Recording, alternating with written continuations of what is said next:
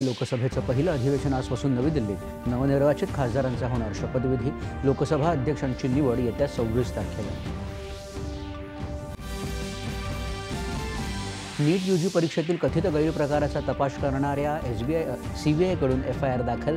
एनटीएच्या कारभारात पारदर्शकता आणण्यासाठी नियुक्त उच्चस्तरीय समितीची बैठक आज। नीट परीक्षा 2024 मधील कथित गैरव्यवहार प्रकरणी बिहारमधून 13 जणांना अटक, तर नांदेड आणि लातूर इथल्या 4 शिक्षकांचीही चौकशी सुरू। देशातील पूरनियंत्रणाच्या पूर्वतयारीचा आढावा घेण्यासाठी उच्चस्तरीय बैठक। पूरनियंत्रणासाठी इस्रोच्या माहिती आणि आकडेवारीचा वापर करण्याच्या केंद्रीय गृहमंत्री अमित शहा यांच्या सूचना।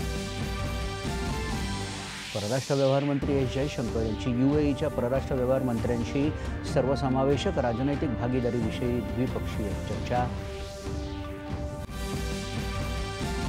अंमली पदार्थमुक्त महाराष्ट्र हीच राज्य सरकारची भूमिका। पुण्यातील अल्पवयीन मुलांच्या ड्रग्ज सेवन प्रकरणी दोषींवर कठोर कारवाई करण्याचं मुख्यमंत्री एकनाथ शिंदे यांचं आश्वासन। नाशिकच्या काळाराम मंदिराच्या आसपास राहणाऱ्या लोकांमध्ये धमकीचं पत्र देणारं पत्र प्रसारित करणाऱ्या व्यक्तीला अटक। नाशिक पोलिसांचा तपास सुरू। गृहमंत्री देवेंद्र फडणवीस यांची माहिती।